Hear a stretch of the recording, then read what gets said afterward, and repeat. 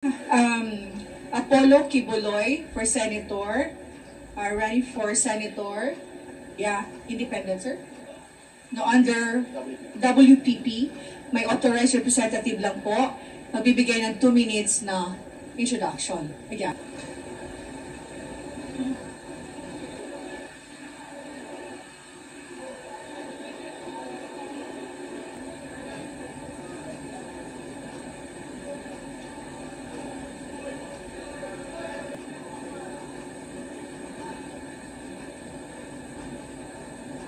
Magandang hapon po sa atin lahat.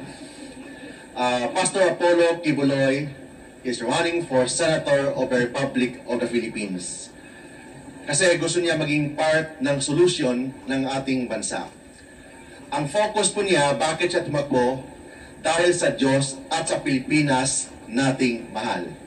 It means yung focus ng kanyang platform of government is God-centered, Philippine-centered, and Filipino-centered na platform, lalo na sa legislation bilang isang senador.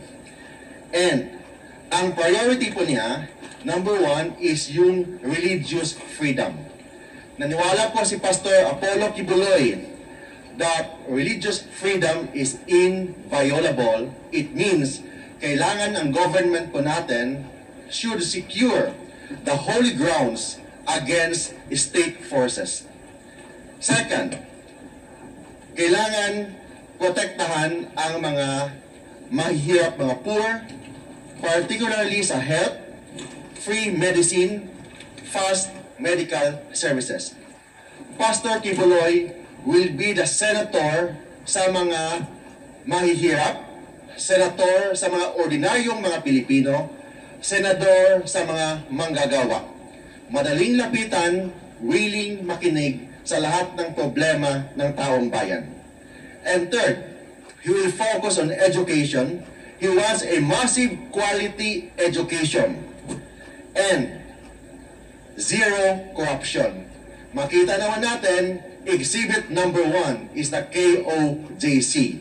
Kung ano po yung ginawa ni Pastor Kibuloy sa KOJC, yung kingdom, yung sa Tamayong, and sa lahat sa buong mundo, yun ang gagawin po niya sa buong Pilipinas bilang isang senador. Of course, he will give voices to the IP, OFW, tourism, and transport group. Thank you and good afternoon. Maraming salamat po. Sir. Attorney Mark Tolentino. Sir, pwede picture lang yun.